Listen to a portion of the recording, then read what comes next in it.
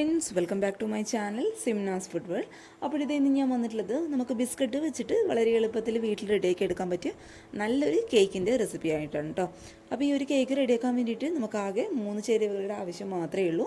അതേപോലെ നമുക്ക് ഈ ഒരു കേക്ക് ഉണ്ടാക്കാൻ വേണ്ടിയിട്ട് ക്രീമിൻ്റെ ഒന്നും ആവശ്യമില്ല. അപ്പോൾ നമുക്ക് പെട്ടെന്ന് തന്നെ കണ്ടു നോക്കിയിട്ട് ഇഷ്ടപ്പെട്ടാൽ തീർച്ചയായിട്ടും നിങ്ങളൊന്ന് ട്രൈ ചെയ്ത് നോക്കാം. അതുപോലെ ചാനലിൻ്റെ വീഡിയോസൊക്കെ ആദ്യമായിട്ട് ആരെങ്കിലും കാണുകയാണെന്നുണ്ടെങ്കിൽ ഒന്ന് സബ്സ്ക്രൈബ് ചെയ്ത് സപ്പോർട്ട് ചെയ്യണേ.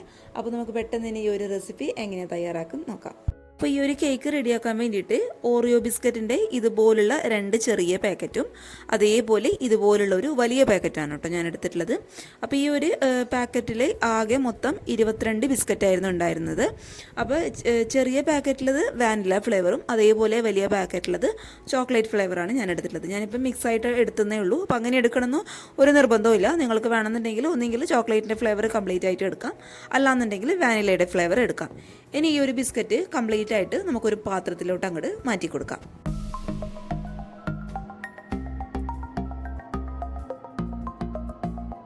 ഇപ്പോഴത്തെ ബിസ്ക്കറ്റ് കംപ്ലീറ്റ് ആയിട്ട് ഇതുപോലുള്ള ഒരു പാത്രത്തിൽ മുഴുവനായിട്ട് ഞാൻ മാറ്റി കൊടുത്തിട്ടുണ്ട്.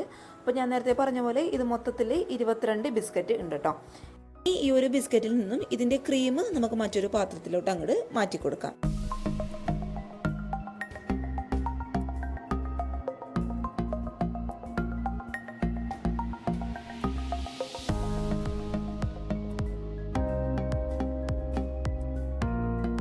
അപ്പോൾ ഇതേ മുഴുവനായിട്ടുള്ള ഈ ഒരു ബിസ്ക്കറ്റിൽ നിന്നും ക്രീം കംപ്ലീറ്റ് ആയിട്ട് ഞാൻ മറ്റൊരു പാത്രത്തിലോട്ട് അങ്ങോട്ട് മാറ്റി കൊടുത്തിട്ടുണ്ട്. ഇനി ഈ ഒരു ക്രീം നമുക്ക് അങ്ങോട്ട് മാറ്റി വെക്കാം.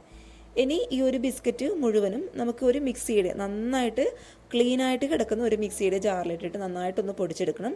അപ്പോൾ നമ്മൾ പൊടിച്ചെടുക്കുന്നതിന് മുന്നേ ശ്രദ്ധിക്കുക, മിക്സിയുടെ ജാറെന്ന് പറയുന്നത് നന്നായിട്ട് ക്ലീൻ ആയിരിക്കണം. ഒരു തരി പോലും വെള്ളം ഉണ്ടാവാൻ പാടില്ല കേട്ടോ. വെള്ളം ഉണ്ടായി കഴിഞ്ഞാൽ നമ്മുടെ കേക്ക് ശരിയായിട്ട് വരില്ല. അതാണ് അത് ഞാൻ വീണ്ടും ഒന്ന് പ്രത്യേകം എടുത്തു പറഞ്ഞത് കേട്ടോ. ഇനി ഒരു ബിസ്ക്കറ്റ് നമുക്ക് എത്രത്തോളം ഫൈൻ പൗഡറായിട്ട് പൊടിച്ചെടുക്കാൻ പറ്റുമോ അത്രത്തോളം നന്നായിട്ട് നല്ല ഫൈൻ പൗഡറായിട്ട് ഈ ഒരു മിക്സിയുടെ ജാറിലിട്ടോട്ടൊന്ന് പൊടിച്ചെടുക്കാം. അപ്പോൾ ഈ ബിസ്ക്കറ്റൊക്കെ നന്നായിട്ട് നല്ല ഫൈൻ പൗഡറായിട്ട് ഈ ഒരു മിക്സിയുടെ ജാറിലിട്ട് ഞാൻ പൊടിച്ചെടുത്തിട്ടുണ്ട്. ഇനി ഈ ഒരു ബിസ്ക്കറ്റ് നമുക്ക് വീണ്ടും മറ്റൊരു പാത്രത്തിലോട്ട് അങ്ങോട്ട് മാറ്റി കൊടുക്കാം. ഇനി ഇതിലോട്ട് ഞാൻ ചേർത്ത് കൊടുക്കാനായിട്ട് പോകുന്നത് ഒരു 1/2 ടീസ്പൂണോളം ബേക്കിംഗ് പൗഡറാണ് കേട്ടോ. ബേക്കിംഗ് സോഡയല്ല, 1/2 ടീസ്പൂണോളം ബേക്കിംഗ് പൗഡർ. അപ്പോൾ പലരും എൻ്റെ അടുത്ത് ചോദിച്ചിട്ടുള്ള ഞാൻ കേക്കിൻ്റെ റെസിപ്പി ഇടുമ്പോൾ കമൻറ്റ് വരുന്നൊരു ചോദ്യമാണ് ബേക്കിംഗ് പൗഡർ പകരം ബേക്കിംഗ് സോഡ മതിയാവോ എന്നുള്ളത്. അപ്പം ബേക്കിംഗ് പൗഡറും ബേക്കിംഗ് സോഡയും രണ്ടും രണ്ടാണ്. ബേക്കിംഗ് പൗഡർ ഏതൊരു കേക്കിനും മസ്റ്റായിട്ടുള്ള കാര്യമാണ് കേട്ടോ. ബേക്കിംഗ് സോഡ എന്നാലും നമുക്ക് സ്കിപ്പ് ചെയ്യാം. ബേക്കിംഗ് പൗഡർ ഏതൊരു കേക്കിനും മസ്റ്റാണ് കേട്ടോ. അപ്പോൾ ഇതിലോട്ട് ഒരു 1/2 ടീസ്പൂണോളം ബേക്കിംഗ് പൗഡർ ഞാൻ ഇട്ട് കൊടുക്കുകയാണ്. ഇതിലോട്ട് ഒരു 1/2 കപ്പോളം സാധാരണ പാല് ഞാൻ ഒഴിച്ചു കൊടുക്കുന്നുണ്ട്. അപ്പോൾ പാല് എന്ന് പറയുന്നത് പശുവിൻ പാലാണ് കേട്ടോ. പിന്നെ ഒരിക്കലും തണുത്ത പാൽ, അതായത് ഫ്രിഡ്ജിൽ നിന്ന് എടുത്തിട്ടുള്ള ഡയറക്റ്റ് ആയിട്ടുള്ള പാല് എടുത്ത് ഉപയോഗിക്കാനായിട്ട് പാടില്ല. എപ്പോഴും തിളപ്പിച്ചാറിയ പാല് മാത്രമേ നമ്മൾ ഇതിന് വേണ്ടിയിട്ട് ഈ ഒരു ഇതെന്നല്ല ഏതൊരു കേക്കിൻ്റെ റെസിപ്പിക്ക് വേണ്ടിയിട്ട് എടുക്കാൻ വേണ്ടിയിട്ട്. അപ്പോൾ പാല് ഒറ്റയടിക്ക് ഒഴിച്ചു കൊടുക്കണം കേട്ടോ. കുറച്ചായിട്ട് ഒഴിച്ചു കൊടുത്തിട്ട് നന്നായിട്ടൊന്ന് ആ ഒരു ബിസ്ക്കറ്റിൻ്റെ കട്ടകളൊക്കെ ഉടച്ച് ഒരു നല്ല സ്മൂത്ത് ആയിട്ടുള്ള ബാറ്റർ റെഡിയാക്കി എടുക്കാനായിട്ട് ശ്രദ്ധിക്കുക. നമ്മുടെ കേക്കിൻ്റെ ബാറ്റർ ഇവിടെ റെഡി ആയിട്ടുണ്ട്. നമ്മൾ സ്പൂണ് വെച്ചിട്ട് ഇങ്ങനെ താഴോട്ട് ഇടുന്ന സമയത്ത് റിബൺ പോലെ താഴോട്ട് വിടണം. അതാണ് കേക്ക് ബാറ്ററിൻ്റെ കറക്റ്റ് പരുവെന്ന് പറയുന്നത്. ഇനി നിങ്ങൾ മിക്സ് ചെയ്യുന്ന സമയത്ത് ഈ ഒരു ബാറ്റർ ഒരുപാട് കട്ടിയാണെന്ന് തോന്നുന്നുണ്ടെങ്കിൽ ഒരു എക്സ്ട്രാ 1-2 ടേബിൾ സ്പൂൺ ഇളം ചൂടുള്ള പാലൊഴിച്ച്, അതായത് തിളപ്പിച്ചാറിയ പാലൊഴിച്ചിട്ട് ഈ ഒരു പരുവത്തിലാക്കിയെടുക്കാം. ഇനി നമ്മൾ ഇതുപോലുള്ള ഒരു പാനിലാണ് നമ്മുടെ കേക്ക് ബേക്ക് ചെയ്തെടുക്കാൻ വേണ്ടിയിട്ട് പോകുന്നത്. അപ്പോൾ നമ്മുടെ കേക്ക് പെട്ടെന്ന് അടി പിടിക്കാതിരിക്കാൻ വേണ്ടിയിട്ട് ഇതിൻ്റെ മുകളിലോട്ടായിട്ട് ഞാനൊരു ബട്ടർ പേപ്പർ വെച്ച് കൊടുത്തിട്ടുണ്ട്. ഇതിപ്പോൾ ഞാനിപ്പോൾ വീട്ടിൽ ഉണ്ടാക്കിയ ബട്ടർ പേപ്പറാണ് കേട്ടോ. അപ്പോൾ ബട്ടർ പേപ്പർ വീട്ടിലെങ്ങനെയാണ് ഉണ്ടാക്കുന്നത് എന്നുള്ള ഒരു വീഡിയോ വേണമെന്നുണ്ടെങ്കിൽ ജസ്റ്റ് ഒന്ന് കമൻറ്റ് ചെയ്യുക. നമുക്കതൊരു സെപ്പറേറ്റ് വീഡിയോ തന്നെ ആയിട്ട് ഇടാം കേട്ടോ. അതിപ്പോൾ നിങ്ങൾക്ക് താല്പര്യം ഉണ്ടെന്നുണ്ടെങ്കിൽ ജസ്റ്റ് ഒന്ന് കമൻറ്റ് ബോക്സിൽ കമൻറ്റ് ചെയ്യണേ. അപ്പോൾ ഇനി ഒരു കേക്കിൻ്റെ ബാറ്റർ കംപ്ലീറ്റ് ആയിട്ട് നമുക്ക് ഈ ഒരു പാനിലോട്ട് അങ്ങോട്ട് ഒഴിച്ചു കൊടുക്കാം. ഇനി നമ്മുടെ കേക്കിൻ്റെ ബാറ്ററി ഈ ഒരു പാനിൻ്റെ എല്ലാ ഭാഗത്തും ഒരുപോലെ എത്താൻ വേണ്ടിയിട്ടും അതേപോലെ ഈ ഒരു കേക്ക് ബാറ്ററിൽ എന്തെങ്കിലും എയർ ബബിൾസും കാര്യങ്ങളൊക്കെ ഉണ്ടെന്നുണ്ടെങ്കിൽ അതങ്ങോട്ട് കംപ്ലീറ്റ് ആയിട്ട് പോകാൻ വേണ്ടിയിട്ടും ജസ്റ്റ് ഇതുപോലെ 1-2 തവണ ഒന്ന് ടാപ്പ് ചെയ്ത് കൊടുക്കുക കേട്ടോ.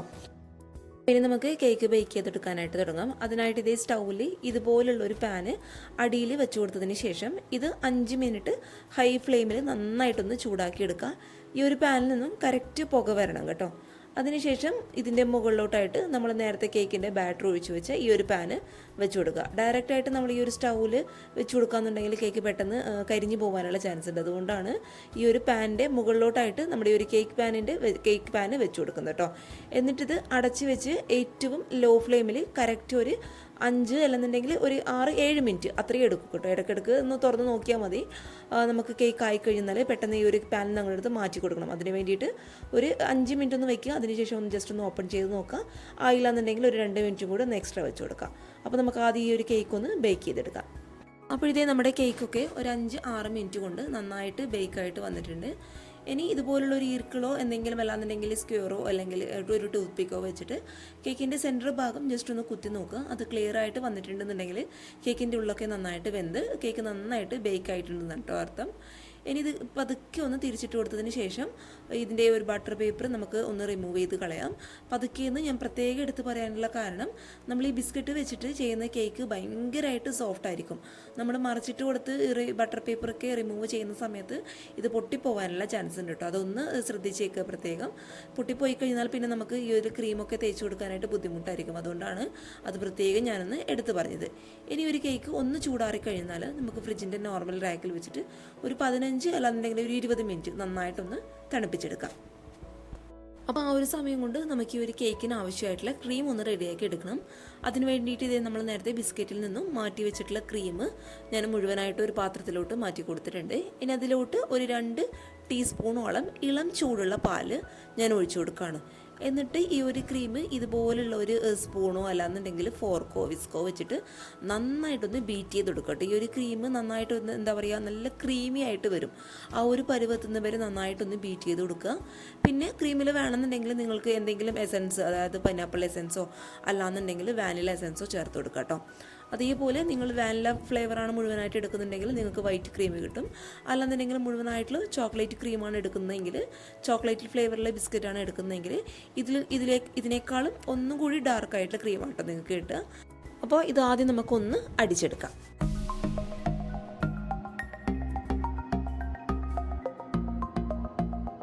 ആ ഒരു സമയം കൊണ്ട് നമ്മുടെ കേക്കൊക്കെ നന്നായിട്ട് തണുത്ത് വന്നിട്ടുണ്ട്. ഇനി ഇതിൻ്റെ മുകളിലോട്ടായിട്ട് നമ്മൾ ഡയറക്റ്റായിട്ട് നമുക്ക് ക്രീം തേച്ച് കൊടുക്കാം കേട്ടോ. അപ്പോൾ അതിന് മുന്നേ നിങ്ങൾക്ക് ഷുഗർ സിറപ്പൊക്കെ ആഡ് ചെയ്യുന്നുണ്ടെങ്കിൽ ഷുഗർ സിറപ്പിൽ ഈ ഒരു കേക്ക് ഒന്ന് വെറ്റ് ചെയ്ത് കൊടുക്കാം. അങ്ങനെ ചെയ്യുന്ന സമയത്ത് നമ്മുടെ കേക്ക് നന്നായിട്ട് നല്ല ജ്യൂസി ആയിട്ടുള്ള കേക്ക് ആയിരിക്കും കേട്ടോ. അപ്പോൾ ഇതൊന്നും ഞാൻ ചെയ്യുന്നില്ല, സിമ്പിളായിട്ടുള്ള മെത്തേഡിലാണ് കേട്ടോ ഞാനിവിടെ കാണിക്കാൻ വേണ്ടിയിട്ട് പോകുന്നത്. ഇനി ഇതിൻ്റെ മുകളിലോട്ടായിട്ട് നിങ്ങൾക്ക് ക്രീം തേച്ച് കൊടുക്കാം. അല്ലാന്നുണ്ടെങ്കിൽ ഞാനിപ്പോൾ ജസ്റ്റ് ഇതൊരു പേസ്ട്രി കേക്കിൻ്റെ മോഡലിലാണ് ചെയ്യാൻ വേണ്ടിയിട്ട് പോകുന്നത്. അപ്പോൾ അതിന് വേണ്ടിയിട്ട് ആ ഒരു കറക്റ്റ് ഷേപ്പ് കിട്ടാൻ വേണ്ടിയിട്ട് ഈ ഒരു കേക്കിൻ്റെ 4 സൈഡും ഞാനൊന്ന് കട്ട് ചെയ്ത് കൊടുക്കാൻ വേണ്ടിയിട്ട് പോവുകയാണ്. എന്നിട്ട് ഇതുപോലെ ഈ ഒരു കേക്ക് 2 പീസായിട്ട് ഒന്ന് കട്ട് ചെയ്ത് കൊടുക്കാം. എന്നിട്ട് ഒരു പീസിൻ്റെ മുകളിലോട്ടായിട്ട് നമ്മൾ നേരത്തെ റെഡിയാക്കി വെച്ചിട്ടുള്ള ക്രീം ഒന്ന് തേച്ച് കൊടുക്കുക കേട്ടോ. അപ്പോൾ തേച്ച് കൊടുക്കുന്ന സമയത്ത് ഇതുപോലുള്ള ഒരു സ്പൂണോ അല്ലാന്നുണ്ടെങ്കിൽ സാധാരണ ഒരു കത്തിയോ സ്പാച്ചുലോ വെച്ചിട്ട് കുറച്ച് തിക്കായിട്ട് തന്നെ ഒന്ന് തേച്ച് കൊടുത്തോളൂ. കാരണം അപ്പോഴാണ് നമ്മൾ കേക്ക് കഴിക്കാൻ വേണ്ടിയിട്ട് നല്ല ടേസ്റ്റ് ഉണ്ടാവുക.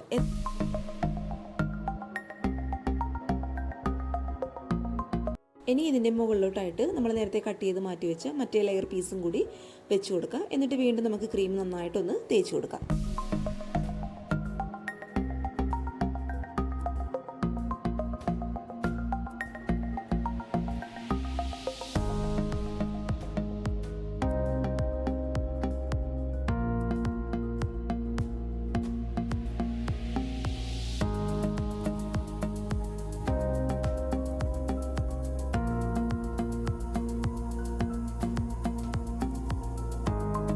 ഇപ്പോഴത്തെ നമ്മുടെ കേക്കൊക്കെ എന്നെ കൊണ്ടാവുന്ന വിധത്തിൽ ഞാൻ ഡെക്കറേറ്റ് ചെയ്തെടുത്തിട്ടുണ്ട്.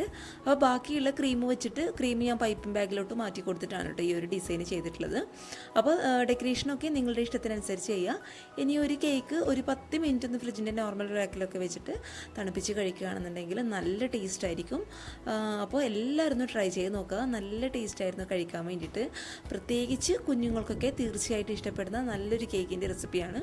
അപ്പോൾ ഒരു ഓറിയോ ബിസ്ക്കറ്റൊക്കെ നമ്മൾ ഓറിയോ ബിസ്ക്കറ്റിൻ്റെ പാക്കറ്റൊക്കെ വാങ്ങിച്ച് നമ്മളെപ്പോഴും ബിസ്ക്കറ്റ് കഴിക്കുന്ന സമയത്ത് വെറൈറ്റി ആയിട്ട് ഇങ്ങനെ ഒന്ന് ട്രൈ ചെയ്ത് നോക്കുക. കുഞ്ഞുങ്ങളൊക്കെ സ്കൂളൊക്കെ വിട്ട് വരുന്ന സമയത്ത് നമുക്ക് സിമ്പിളായിട്ട് റെഡിയാക്കി എടുക്കാൻ പറ്റിയ നല്ലൊരു റെസിപ്പിയാണ് കേട്ടോ. അപ്പോൾ എല്ലാവരും മറക്കാതെ ഒന്ന് ട്രൈ ചെയ്ത് നോക്കുക. പിന്നെ ഈ ഒരു കേക്കിൻ്റെ ഫോട്ടോ എന്ന് പറയുന്നത് നമ്മുടെ ഒരു സബ്സ്ക്രൈബർ പേര് സോന ജോസ് എന്നാണ്. പുള്ളിക്കാരി സീബ്ര കേക്കിൻ്റെ റെസിപ്പി ട്രൈ ചെയ്തിട്ടുള്ള ഫോട്ടോസ് എനിക്ക് ഫേസ്ബുക്ക് പേജിൽ അയച്ചു തന്നതാണ് കേട്ടോ. അപ്പോൾ thank you so much Sona Jose. അപ്പോൾ നിങ്ങളും നിങ്ങളുടെ റെസിപ്പീസ് മറക്കാതെ എൻ്റെ ഇമെയിൽ ഐ ഡിയിലോ അല്ലാന്നുണ്ടെങ്കിൽ ഫേസ്ബുക്ക് പേജിലോ അയച്ചു തരിക. ഫേസ്ബുക്ക് പേജിൻ്റെ ഐ ഡിയും അതേപോലെ ഇമെയിൽ ഐ ഡിയും താഴെ ഡിസ്ക്രിപ്ഷൻ ബോക്സിൽ ഞാൻ കൊടുക്കാം കേട്ടോ. അപ്പോൾ എല്ലാവരും ട്രൈ ചെയ്ത് നോക്കുക ഈ ഒരു കേക്കിൻ്റെ റെസിപ്പി. അപ്പോൾ ഇഷ്ടപ്പെട്ടാൽ ഈ വീഡിയോ ഇപ്പം തന്നെ ഒന്ന് ലൈക്ക് ചെയ്തേക്കുക. അതുപോലെ ചാനലിൻ്റെ വീഡിയോസൊക്കെ ആദ്യമായിട്ട് ആരെങ്കിലും കാണുകയാണെന്നുണ്ടെങ്കിൽ ഒന്ന് സബ്സ്ക്രൈബ് ചെയ്ത് സപ്പോർട്ട് ചെയ്യണേ. പിന്നെ ഈ ഒരു വീഡിയോ നിങ്ങൾക്ക് ഉപകാരമാകുമെന്ന് തോന്നുന്നുണ്ടെങ്കിൽ നിങ്ങളുടെ ഫാമിലിയും ഫ്രണ്ട്സൊക്കെ ആയിട്ട് വീഡിയോ ഒന്ന് ഷെയർ ചെയ്ത് കൊടുക്കുക കേട്ടോ. അപ്പോൾ നാളെ ഒരു നല്ല വീഡിയോ ആയിട്ട് കാണും വരെ thank you for watching Simnas football. By.